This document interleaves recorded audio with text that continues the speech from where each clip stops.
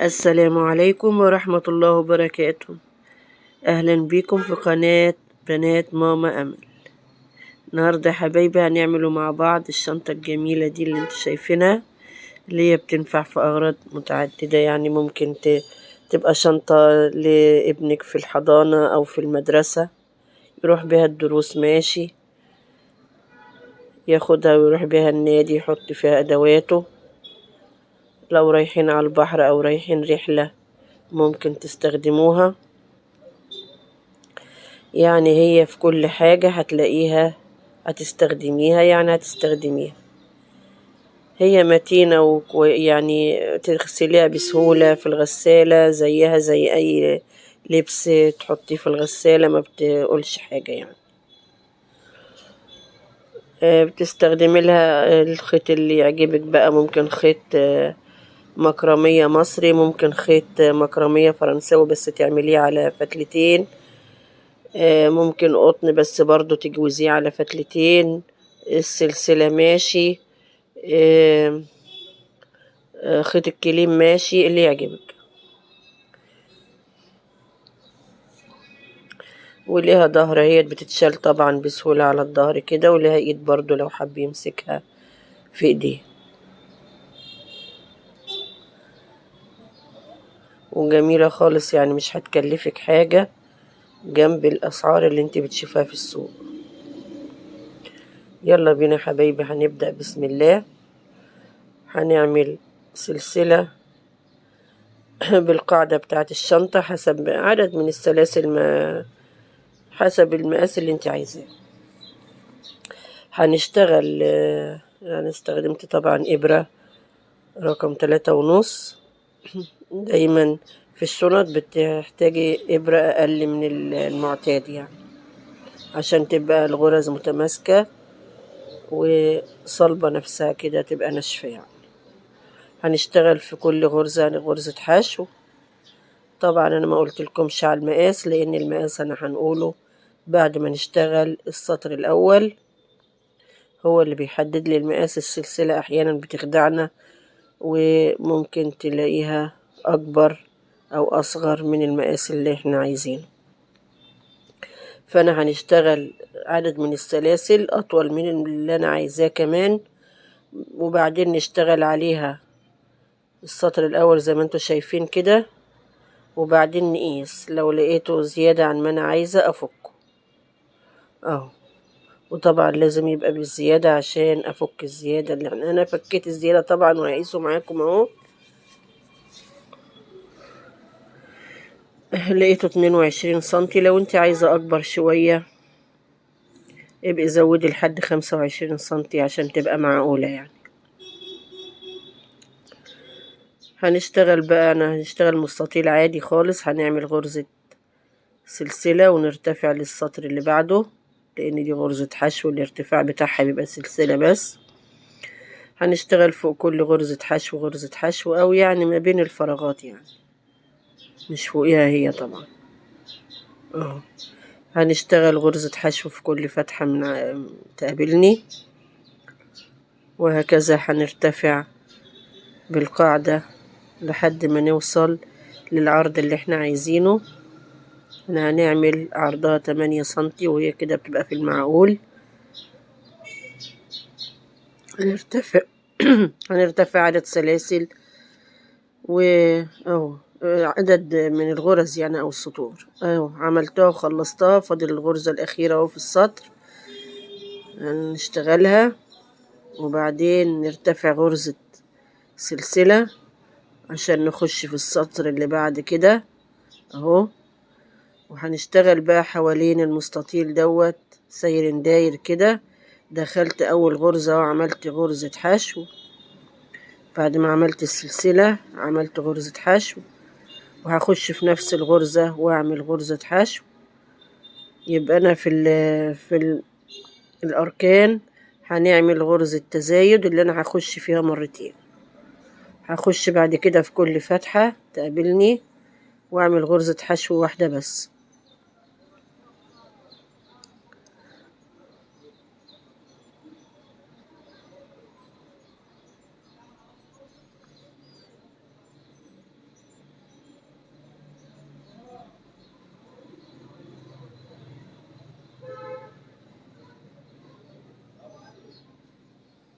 هنشتغل كده حوالين المستطيل، مش هزود غير في الركن بس.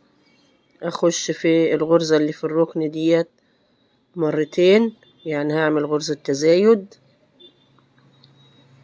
عشان طبعا الشغل ما يبقاش مشدود مني.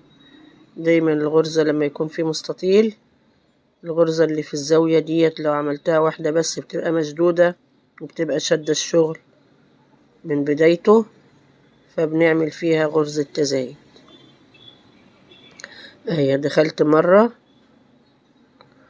ودي تاني مرة فيها، هنشتغل كمان مرة فيها غرزة حشو برضو، ونكمل السطر بقى. فوق كل غرزة نعمل غرزة، وناخد الخيط الزيادة اللي انا كنت فكاه اهو، اخش ادخله في الشغل معايا عشان يوفر لي مجهودي ووقتي. بعد كده ما ندورش على الابرة ونقعد نخيط فيه.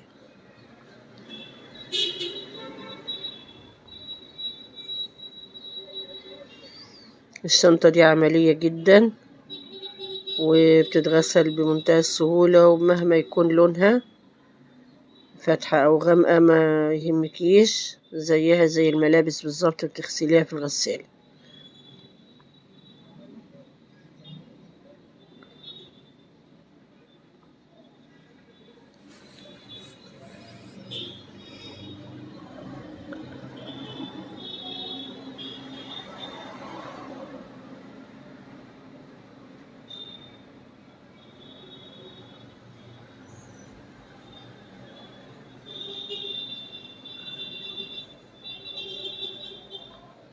هنفضل كده لحد ما نخلص المستطيل كله حوالين المستطيل.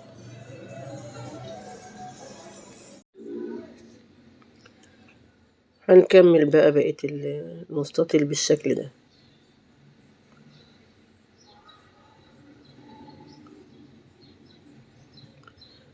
خلصت اهوت السطر الأول، وعملت التزايدات اللي هي في الأركان. في كل ركن دخلت مرتين اتنين. ارتفعت سلسلة وهبدأ بقى أخش في كل غرزة وأعمل غرزة حشو بدون أي تزايد بقى. هو السطر الأول بس اللي عملت تزايد في الأركان، لكن بعد كده خلاص مفيش تزايد.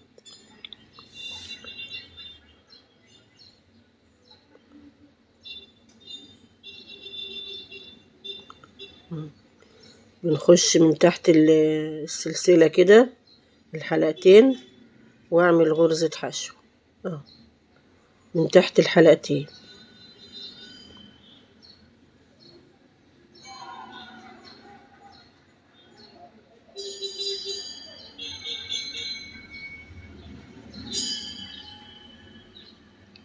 هنكمل بالشكل دوت، وارتفع بجسم الشنطة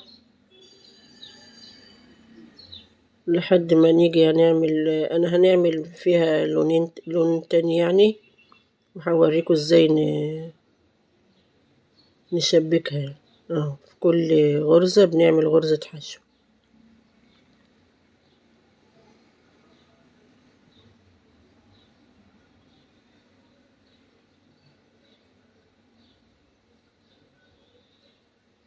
نخش من تحت الحلقتين ونعمل غرزة حشو، نسحب كده ونعمل غرزة حشو.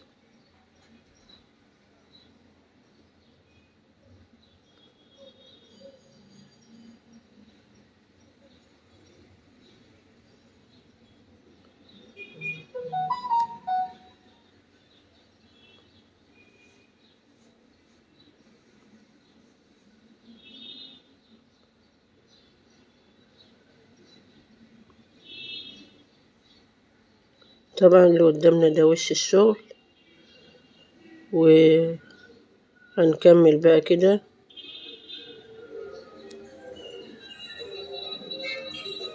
ارتفاعت اهوت يعتبر يعني بتلتين الشنطة او اكتر، او القعر بتاعها اهو، او القاعدة يعني. طبعا التزايد اللي انا عملته في الاركان دي عشان ما تبقاش مشدودة، بنديها براحة يعني، هنكمل السطر دوت وبعدين نقفله بغرزة منزلقة عشان هنغير اللون. طبعا انا بشتغل بشكل حلزوني، ما بنعملش بداية ونهاية للسطر يعني. لكن انا هنغير اللون دلوقتي، فهنضطر ان احنا نقفل السطر عشان ندخل بالخيط الجديد. واسعة وجميلة ازاي. هنشتغل بقى، نخلص السطر اهو، وبعدين في الاخر بنقفله بمنزلقة. قفلت باول منزلقة. ولو انا مش هنغير اللون وخلصت، ممكن نقفل كمان اهو كده ونقص الخيط. لكن انا هنغير اللون، فانا هنفك اللي هي الاخيرة ديت واسحبها بالخيط الجديد. نجيب بقى اللون الجديد. طبعا انا عاملاه فتلتين عشان لقيته مش مناسب للسمك بتاع الخيط الاولاني، فجوزته يعني خليته على 2. هسحبه بقى كده واعمل منزلقة بيه، اقفل بيه السطر، وبعدين ارتفع سلسلة، وديت هتبقى اول غرزة حشو. وبعدين نخش بقى في كل فتحة ونعمل غرزة حشو، وناخد معايا الخيط الزيادة بنتفسه في الشغل عشان ما يبانش.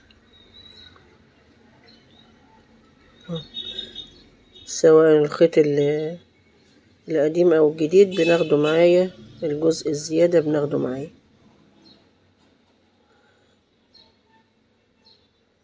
هنشتغل بالشكل ده، كل فتحة هنخش فيها ونعمل غرزة حشو.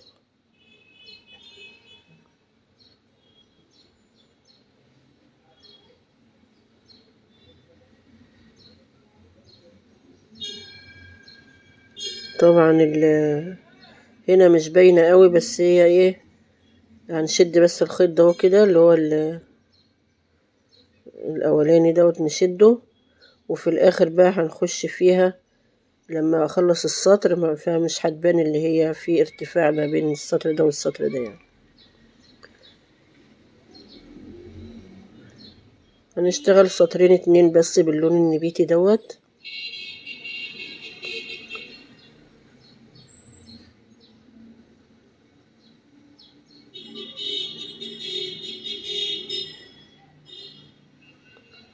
اشتغلت وخلصت سطرين. هنهي بقى الشغل اهوت، هنعمل غرزة منزلقة.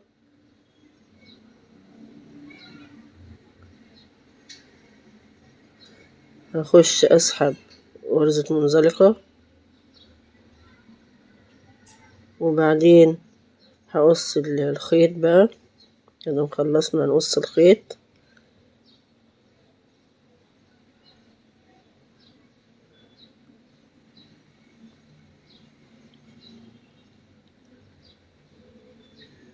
هننهي السطر بقى عشان نجيب الخيط التاني. هنستخدم خيط لونه اوف وايت.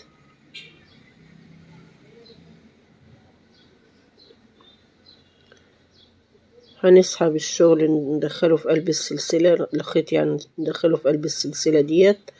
نسحب كده سلسلة ونطلع الخيط برا، وبعدين نرجع تاني ندخله في نفس الفتحة اللي انا خرجت منها كده. يبقى انا قفلت على السلسلة الاخيرة، وبعدين هاخد معايا الخيط الزيادة دوت في الشغل، اداري في الشغل. هنجيب بقى اللون الجديد.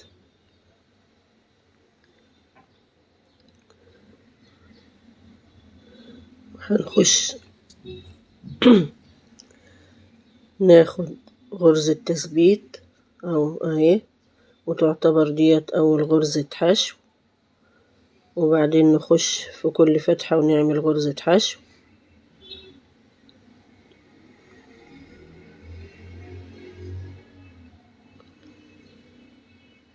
الطريقة اللي بوريها لكم ديت هي الطريقة الصحيحة في توصيل الخيط الملون. لو انتي بتعملي شنطة، يعني زي ما بوريك كده. ساعات دايما بيشتكوا من ان هي عاملة خط كده بتاع البداية والنهاية.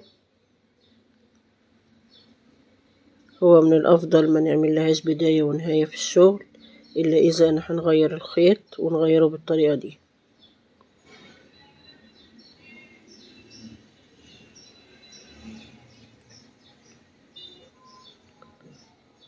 خدت معايا الخيط الزيادة ودريته في الشغل اهو. هنكمل بالشكل دوت وهرتفع بالارتفاع اللي انا عايزاه لطول الشنطة. انا ارتفعت حوالي 30 سنتي او اكتر شوية حسب، يعني قيسي كده قفلت السطر خلاص. قيسي كده بطول الكتاب او شوفي انتي عايزة تستخدميها في ايه واعملي بالطول المناسب ليكي. هنخش بقى في كل سطر، في كل غرزة من الحلقة الخلفية. زي ما انتوا شايفين كده الغرزة بيبقى لها حلقتين. ادي حلقة اهي خلفية وفي حلقة امامية. انا بنخش في الحلقة الخلفية واعمل غرزة منزلقة. ديت بتدي متانة للسطر الاخير. دايما تشطبي بيها لما يكون حرف بتاع مفرش او حرف مثلا شنطة او كده نستخدمها دايما. الغرزة بتاع المنزلقة ديت بتبقى كويسة لما نعملها في الحرف. طبعا انا عملت فراغات كده عشان هندكك اللي قبل السطر ده، يعني عملت فراغات كده عشان هندكك الرباط اللي انا هنربط بيه الشنطة او هنقفل بيها. توزعيه يعني كده بالشكل حوالين الشنطة كلها.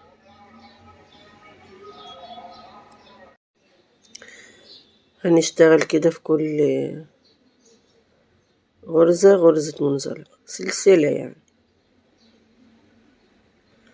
اهو. نخلصها بقى للنهاية. هنقفل بقى السطر برضو بمنزلقة اخر غرزة. نسحب كده سحبة ونقفل السطر. خلاص كده هنقص الخيط بقى وهنبقى ننضفه بإبرة التنظيف. نلضمه في الإبرة.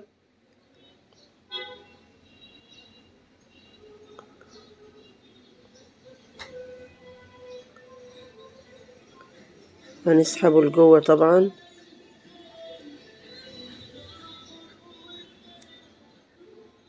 وبعدين نبقى ننضفه بقى بالإبرة بتاعة التنظيف.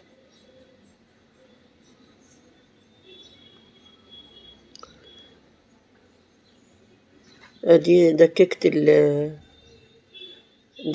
بتاع الحبل اللي عملته بغرزة السلسلة. زي ما انتوا شايفين كده عملت 7 فتحات في الأمام و6 في الخلف ودككته. ممكن انت لو ما عملتيش الفتحات ديت مش عايز تعمليها ممكن تدككي ما بين الغرز عادي يعني، وتوازنيهم كده بحيث ان هما الطرفين يطلعوا من الفتحة اللي في النص زي ما انت شايفة كده. كملت اهوت بقية الحبل اهو. وهنقص الخيط الزيادة ونوزنهم هما الاتنين عشان يبقوا طول بعض.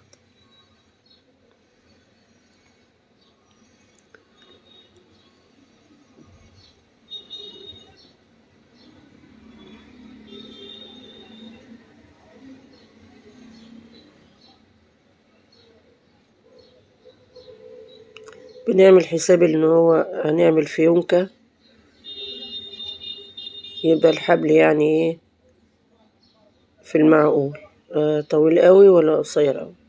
هنقص بقى كده. خلصنا ونسحب الخيط نطلعه من الغرزة. يا اما نعقده بقى يا اما نجيب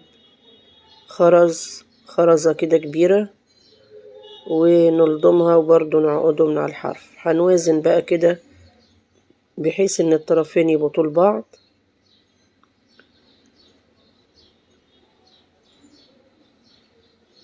الجنبين طبعا انا بندخلهم لجوه كده عشان يلموا الشنطة، ولما بنحتاج وانا بندخل الكتب بنفتحها.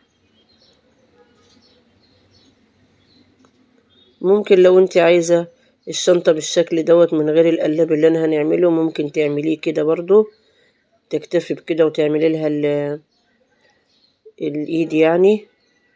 انا هنعمل القلاب اهو، هنعمل سلسلة كده، يعني لو هو عرضه 15 والطول بتاعه مثلا 20 أو 25، بنطرحهم من بعض ونعمل سلسلة بالفرق بين الطولين. هنشتغل بقى في كل غرزة كده. طبعا أول غرزة بنسيبها ونخش في اللي بعدها ونعمل غرزة حشو زي ما عملنا بالظبط في القاعدة.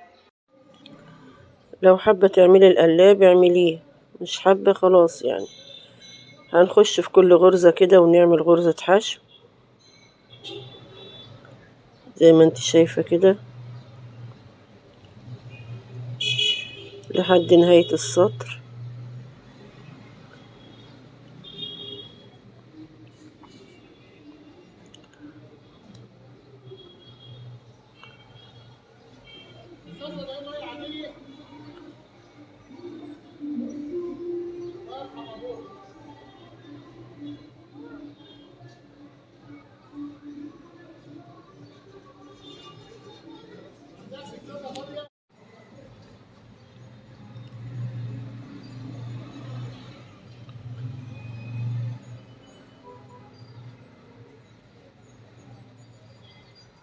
اللهم صل على سيدنا محمد وعلى آله وصحبه وسلم. خلصت كده السطر اهوت، جينا على آخر غرزة هنخش فيها ونعمل غرزة حشو، نخش فيها تاني ونعمل تاني غرزة حشو، ونخش كمان ونعمل تالت غرزة، ونخش كمان ونعمل رابع غرزة، وكمان مرة، وتبقى دي خامس غرزة. يبقى أنا عملت في الغرزة بتاعت الحودة ديت 5 غرز. هنخش بعد كده في كل غرزة في الجهة المقابلة ليهم ونعمل برضو غرزة حشو، وناخد معايا الخيط الزيادة.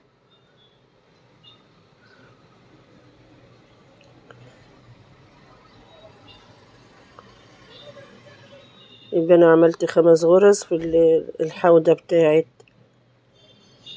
اهو، الحودة بتاعت السطر، بس هي دي اللي نعمل فيها 5 غرز. ونعمل بقى في كل غرزة غرزة حشو.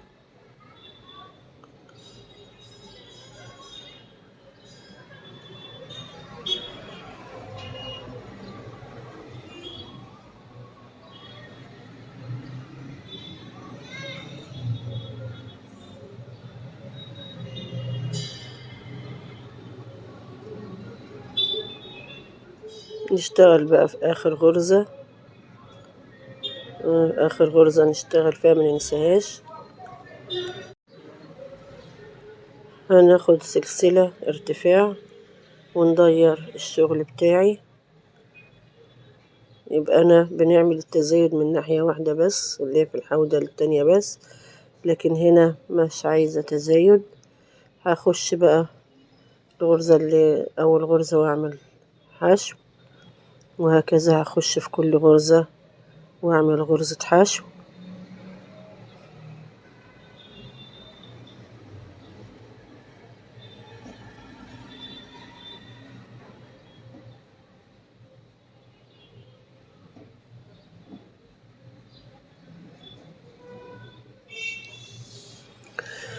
اللهم صل على سيدنا محمد وعلى آله وصحبه وسلم. يا ريت يا حبايبي اللي وصل معايا في الفيديو لحد هنا يكرمنا كده بلايك، ولو ما اشتركش في القناة يشترك فضلا منكم وليس أمرا طبعا، وألف شكر. هنشتغل بقى نهاية السطر.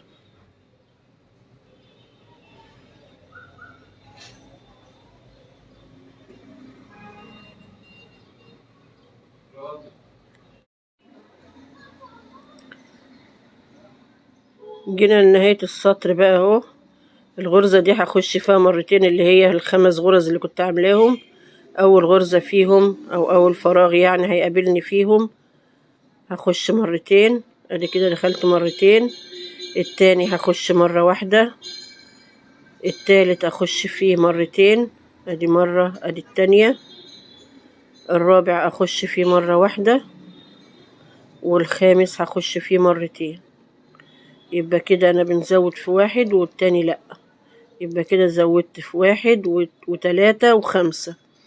بعد كده هكمل السطر بتاعي للآخر زي ما انا ماشية كده، واجي ازود برضو في الحودة دي واغير الخيط لو انا عايزة اغير براحتك خالص. وفي الاخر عملت فستونات عشان يبقى شكلها حلو، لان دي شنطة بنوتة.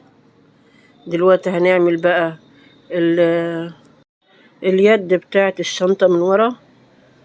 هنعمل الخيطين مع بعض. هبدأ انا غيرت الابرة، هي جبت نمرة 5 عشان طبعا هنشتغل الخيطين اهما زي ما انتم شايفين. هنعمل غرزة البداية اللي هي العقدة اهي، ونشد كده نعقد الخيط. انا حاطة الخيطين مع بعض عملت بيهم العقدة.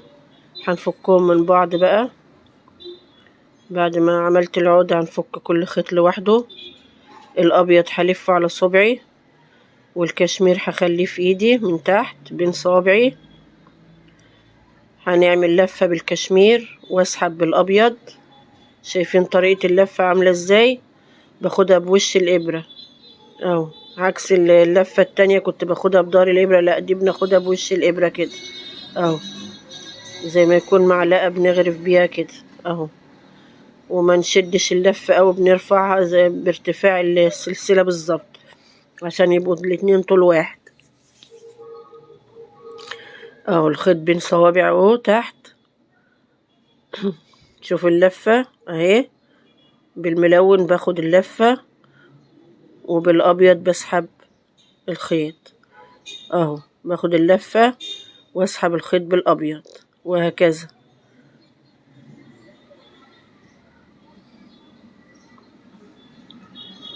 اهو.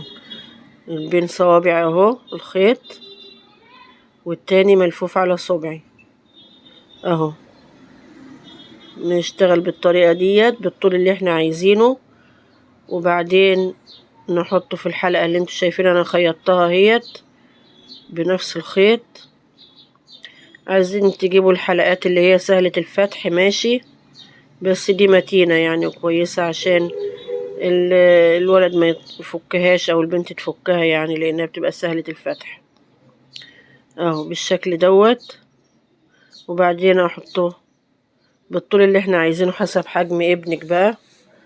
وبعدين نحطها ندخلها في قلب الحلقة ديت ونخيطها من ناحيتين في قاعدة الشنطة، او ممكن تركبي حلقات برضو وتثبتيها فيها اهو بالطريقة دي.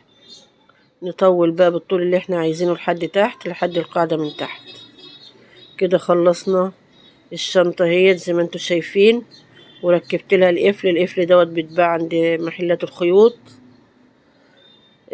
لو عايزة تعملي زرار او تعملي حاجة غيره ماشي. عملت برضو خرزتين اهو في نهاية الحبل.